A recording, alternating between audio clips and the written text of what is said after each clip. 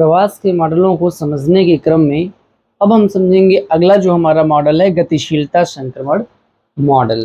ठीक है, गतिशीलता संक्रमण मॉडल का प्रतिपादन जेलेंस्की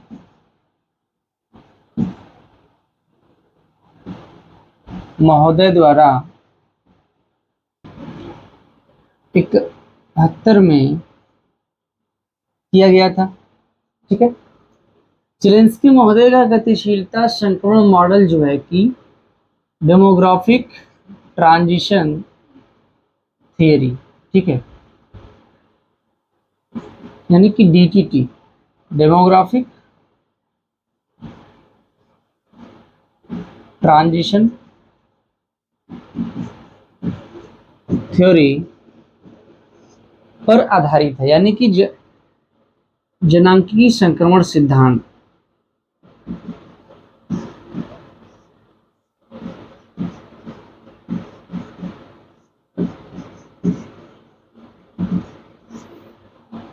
विल्बर जेलेंस्की का जो ये मॉडल है ना, ये जनांकीय संक्रमण सिद्धांत पर ही आधारित है।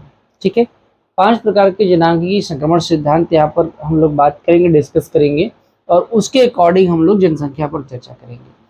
जेलेंस्की महोदय का कहना था कि प्रवास मुख्य रूप से मानव के व्यवहार और जनांकीय संक्रमण की चीजों, ये दोनों चीजें यानी कि जनांकीय संक्रमण और प्रवास में मानव का व्यवहार, ये दोनों ही नगरीकरण से, औद्योगिकीकरण से और प्रौद्योगिकी के विकास से, यानी कि टेक्नोलॉजी के विकास से, प्रौद्योगिकी के विकास से ज्यादा प्रभावित होता है। ठीक है, जेलेंस्की का कहना था, सुन लीजिए फिर से, कि जनांकीय संक्रमण यानी कि मानव किस प्रकार से ट्रेवल करता है या मानव का प्रवास, ठीक है, उसके और उसका व्यवहार, ठीक है, उसका व्यवहार और ये सारी चीज जनांकीय संक्रमण टेक्नोलॉजी के विकास से, नगरीकरण से, है ना, इंडस्ट्रियलाइजेशन से, यानी कि औद्योगिकीकरण से ज्यादा प्रभावित होता है। और जैसे जैसे इन चीजों का प्रभाव मानव पर पड़ता है, मानव में प्रवास की चेष्टा जागृत होती है या फिर मानव में प्रवास की चेष्टा खत्म हो जाती है। ठीक है, तो कैसे? तो इन्होंने कुल मिला जुला करके मुख्य रूप से 4 प्रकार के प्रवास की इन्होंने बात की है। ठीक है, प्रवास के 4 क्रम इन्होंने बताए हैं। पहला, अंतरराष्ट्रीय प्रवास।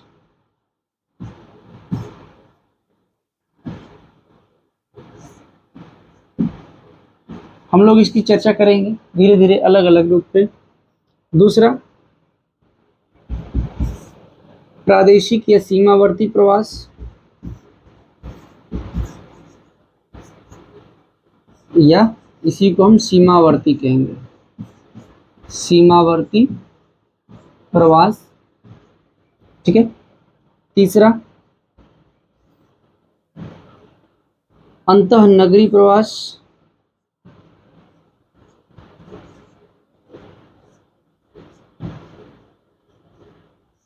और चौथा यहां लिखते हैं ग्रामीण से नगरीय प्रवास। ठीक है, इन चारों प्रकार के प्रवासों को समझेंगे और 5वां प्रवास भी इन्होंने थोड़ा सा डिस्कस किया है, अपना आरेख बनाया है, इन्होंने आरेख के माध्यम से समझाया है। वो हम लोग आरेख भी बनाएंगे और आरेख के माध्यम से उस चीजों को समझेंगे भी। यूजीसी नेट और पीजीटी में कॉम्पिटिटिव एग्जाम्स में यहाँ से क्वेश्चन पूछे जाते हैं। ठीक है, तो समझिए, सबसे पहले हम बात करेंगे जनांकीय संक्रमण सिद्धांत की, तो इसकी 5 अवस्थाओं को समझ लेते हैं। ठीक है, जनांकीय संक्रमण सिद्धांत की 5 अवस्थाओं को समझ लेते हैं। पहली अवस्था, दूसरी अवस्था, तीसरी अवस्था, चौथी अवस्था और 5वीं अवस्था। ठीक है, हम यहाँ पर बात करने वाले हैं सबसे पहले जन्म दर और मृत्यु दर की बात करने वाले हैं। तो यहाँ पर डेथ रेट और बर्थ रेट क्या होता है? बहुत ज़्यादा हाई होता है, बहुत ही ज़्यादा हाई होता है। यानी कि पहले जनांकीय संक्रमण सिद्धांत के प्रथम अवस्था में, जनांकीय संक्रमण कालीन प्रथम अवस्था में, या ऐसे कह लें तो जनांकीय संक्रमण की प्रथम अवस्था में बर्थ रेट और डेथ रेट यानी कि जन्म दर और मृत्यु दर बहुत ज़्यादा होती है। ठीक है, तो जन्म दर और मृत्यु दर बहुत ज़्यादा होती है, समाज पिछड़ा होता है, जनसंख्या का दबाव भूमि पर होता ही नहीं है। तो जब जनसंख्या का दबाव भूमि पर नहीं होता है तो लोगों को कहीं जाने की जरूरत नहीं पड़ती है।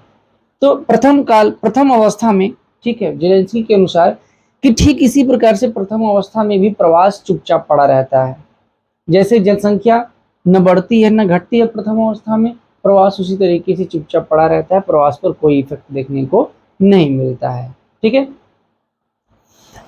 दूसरा आता है जनांगीय संक्रमणकालीन की दूसरी अवस्था। दूसरी अवस्था में क्या होता है भाई कि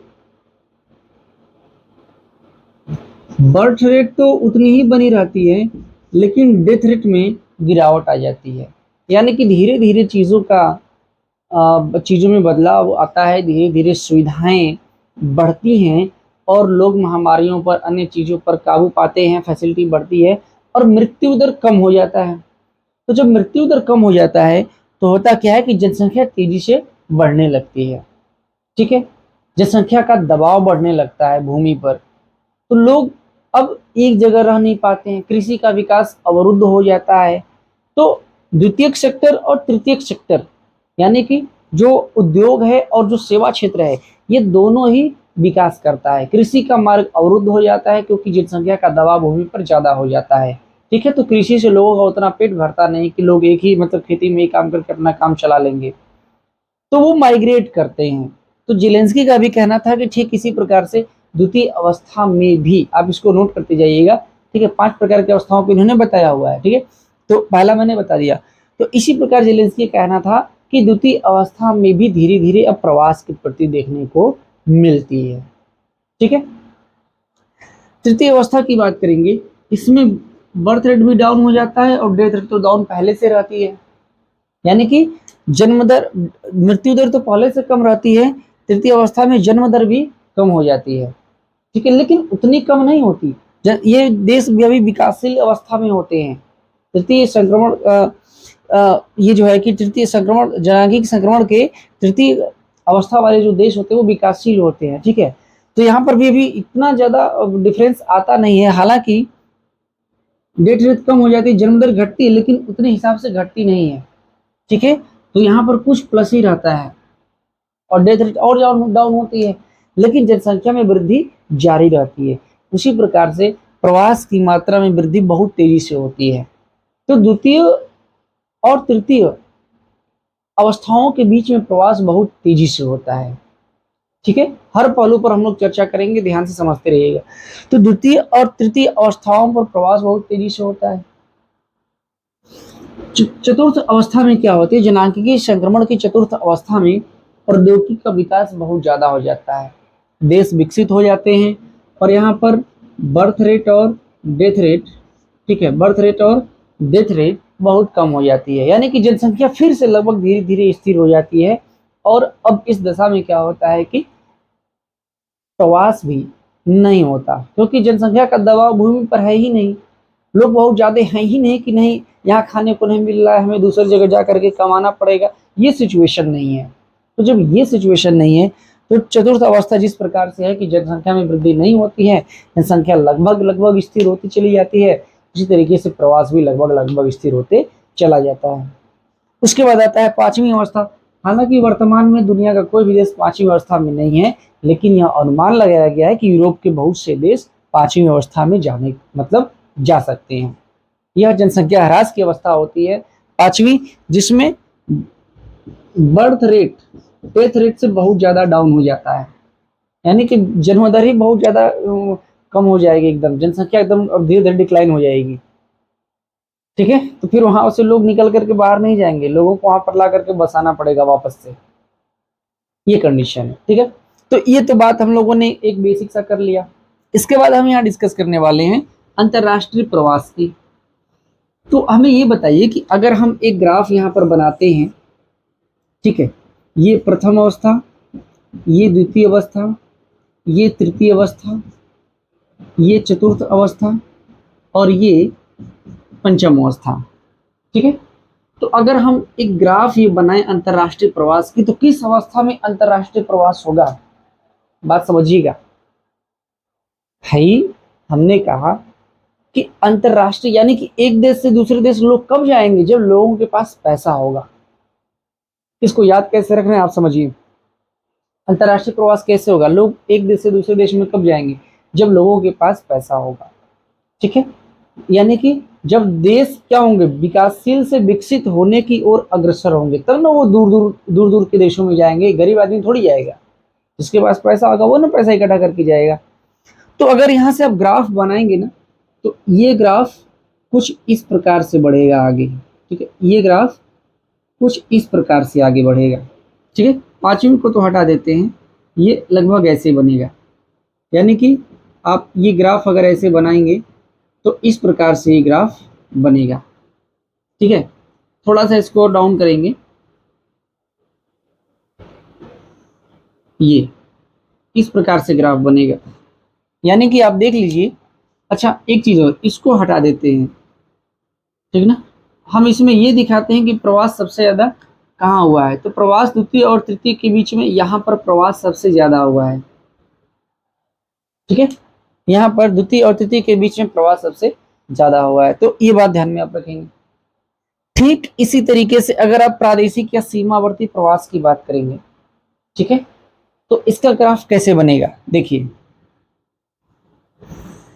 अगर आप ये बात करेंगे यहां से, तो आप मतलब ये बना लीजिए फिर से, प्रथम द्वितीय तृतीय चतुर्थ और पंचम। ये ग्राफ थोड़ा सा ऐसे जाएगा, ठीक है। यानी कि सीमावर्ती प्रवास कब होगा, जब लोग थोड़े से स्थिर हो जाएंगे, जब लोग थोड़े से स्थिर हो जाएंगे, पैसा रुपया आ जाएगा कमा वमा करके, कोई बहुत ज्यादा वो नहीं रहेगा, है ना। देखिए अपने देश में भी जब विकास हो जाता है ना, अपने देश में भी जब विकास हो जाता है, जैसे अगर उत्तर प्रदेश में हैं आप सॉरी जैसे उत्तर प्रदेश में हैं आप, उत्तर प्रदेश में अगर जॉब नहीं मिला तो दिल्ली दिल्ली क्या है, थोड़ा सा विकास कर गया तो लोग दिल्ली चले जाते हैं। जब देश में अस्थायित्व आता है, पैसा रुपया आता है, आर्थिक समृद्धि आती है, तो ये कब आएगा आर्थिक समृद्धि, तो देखिए ये ठीक तृतीय अवस्था के ऊपर, यानी कि तृतीय से चतुर्थ में जब जा रहे हैं तो यहाँ पर प्रवास की मात्रा बहुत तेजी से क्या होती है, बढ़ती है। तो प्रादेशिक प्रवास तृतीय अवस्था में ज्यादा देखने को मिलता है। सीमावर्ती प्रवास क्योंकि बहुत दूर जाने की लोगों को जरूरत नहीं पड़ती है, देश विकासशील अवस्था में आ चुका होता है और वहां से विकसित की ओर अग्रसर होता है। क्लियर है। अब हम बात करेंगे अंतःनगरीय प्रवास की, शायद ना दिखे, यहां बनाते हैं अंतःनगरीय प्रवास को हम बनाते हैं यहाँ पे, ठीक है। ये प्रथम, ये द्वितीय, ये तृतीय और ये चतुर्थ और ये पंचम। तो अंतःनगरीय प्रवास क्या होगा देखिए, जब जनांगीय संक्रमण की चतुर्थ अवस्था आती है, जनसंख्या का दबाव बहुत ज्यादा कम होने लगता है, तो अंतरराष्ट्रीय प्रवास नहीं होता। भाई बहुत दूर निकल के कब जाना पड़ता है, जब हमारे यहाँ जनसंख्या का दबाव बहुत ज्यादा है। लेकिन जब जनसंख्या का दबाव है ही नहीं, ठीक है, तो अंतःनगरीय प्रवास होगा या इंट्रा अर्बन प्रवास होगा, ठीक है। अंतरनगरीय या अंतःनगरीय प्रवास होगा, यानी कि एक नगर से दूसरे नगर तक सिर्फ जा सकते हैं, ये नहीं कि बहुत दूर दूर तक जाएंगे, ठीक है। तो इसका जो ग्राफ बनेगा वो लगभग ऐसे बनेगा, ठीक है। यानी कि जब बहुत ज्यादा विकास हो गया है, विकसित अवस्था में देश पहुंच चुके हैं, लोग पहुंच चुके हैं, क्षेत्र पहुंच चुका है, ठीक है। तो ये ग्राफ आपका कुछ इस तरीके से बनेगा, आप समझिए बात, ठीक है ना। ये बनेगा आपका क्या, ये है अंतःनगरीय प्रवास। तो जनसंख्या का दबाव बहुत कम हो चुका है, एकदम मतलब वो हो चुका है। अब हम बात करें ग्रामीण से नगरीय प्रवास, तो आप समझिए गांव से लोग शहर में कब जाते हैं, जब देश विकासशील की अवस्था में होता है, ठीक है। तो चौथा जो ग्राफ बनेगा आपका वो भी इसी तरीके से बनेगा, पहला, दूसरा, तीसरी अवस्था, चौथी अवस्था और पांचवी अवस्था, ठीक है। तो ये ग्राफ कैसे बनेगा आपका, ये ग्राफ भी इसी तरीके से बनेगा, ठीक है, ऐसे। इसमें तृतीय और चतुर्थ के बीच में, तृतीय और चतुर्थ के बीच में यहां से शुरू होगा और यहाँ से फिर यहाँ के बाद जो है डाउन होने लगेगा, ठीक है, यहाँ के बाद डाउन होने लगेगा। तो ग्रामीण से नगरी, भाई देखिए जैसे जैसे तृतीय अवस्था की तरफ कोई देश बढ़ेगा, ठीक है, जैसे जैसे तृतीय अवस्था की तरफ कोई देश बढ़ेगा, ठीक है, तो यहाँ से प्रवास उसका बढ़ जाएगा, स्टार्ट हो जाएगा, बहुत तेजी से बढ़ेगा। यानी कि देश विकासशील की तरफ बढ़ रहा है, समृद्धि आ रही है, लोग गांव से निकल करके नगरों में जा रहे हैं, ठीक है। और चतुर्थ तक क्या होगा, पीक पर रहेगा, अपने गांव से निकल के नगर में जाएंगे, क्योंकि गांव में सुविधाएं मिलेंगी नहीं, नगर में बहुत अच्छी सी फैसिलिटी मिलेगी, लेकिन उसके बाद डाउन हो जाएगा 5वीं तक जाते जाते। क्यों? क्योंकि गांव में भी फैसिलिटी मिल जाएगी, सुविधाएं मिल जाएंगी, गांव में भी जनसंख्या का दबाव नहीं रहेगा, उतने लोग पैदा नहीं हो रहे हैं, जनसंख्या का दबाव है नहीं, जनसंख्या है नहीं काम करने के लिए गांव में, तो संसाधनों का दोहन कम ही लोगों को करना है। जनसंख्या को कहीं पर जाना क्यों पड़ता है? जब संसाधनों की कमी हो जाती है, जनसंख्या का दबाव बढ़ जाता है तो संसाधनों की कमी हो जाती है। जेलेंस्की महोदय ने इसी को समझाने का प्रयास किया है, जिसको मैंने आपको इस तरीके से समझाया हुआ है। क्लियर? इन्होंने 5वां और 6वां आरेख भी बनाया हुआ है, अगर हम उसको आपको समझाएं तो 5वां आरेख भी जेलेंस्की ने संचार के माध्यम से समझाया हुआ है। अगर ये पहला है, ये दूसरा, ये तीसरा, ये चौथा और ये 5वां, ठीक है। तो संचार के साधन कब विकसित होंगे भाई? वो भी इसी तरीके से है, ठीक है। जेलेंस्की महोदय का संभाव्य संचार और संचार की वजह से, कम्युनिकेशन की वजह से प्रवास हो रहा है। तो ये कब होगा? जब जनसंख्या बिल्कुल खत्म हो जाएगी, जनसंख्या रहेगी ही नहीं, यानी कि 5वीं अवस्था की कंडीशन आ जाएगी, जनसंख्या है ही नहीं, ठीक है, तो प्रवास हो रहा है एकदम जाकर के 5वें स्टेज में, लास्ट में। क्लियर? तो बहुत ज्यादा इसमें कुछ है नहीं, ये 4 इंपॉर्टेंट है, इन चारों को आप याद रखिएगा, ये चारों नाम आप याद रखिएगा, आपका काम हो जाएगा। जनांगीकी संगमरमर सिद्धांत पर ही इन्होंने अपने प्रवास के सिद्धांत को समझाया है, जो काफी हद तक सही भी है। क्लियर? तो क्लास पसंद आई हो तो लाइक, शेयर और सब्सक्राइब जरूर कीजिएगा अपने दोस्तों में, ठीक है, ज्ञान बांटने से ही बढ़ता है। क्लियर? इसी प्रकार से मैं हर ज्योग्राफी का टॉपिक आपको अच्छे तरीके से आसानी से समझाने का प्रयास कर रहा हूँ। कोई भी डाउट हो आप कमेंट करके पूछ सकते हैं, और हमारे टेलीग्राम चैनल से भी आप जुड़ सकते हैं, वहाँ डेली प्रतिदिन क्विज कर सकते हैं, ठीक है। तो प्यार अपना ऐसे ही बनाए रखिएगा, सपोर्ट बनाए रखिएगा ऐसे ही। हम मिलेंगे आपसे अगले सब्जेक्ट में, अगले टॉपिक पर, ठीक है। धन्यवाद।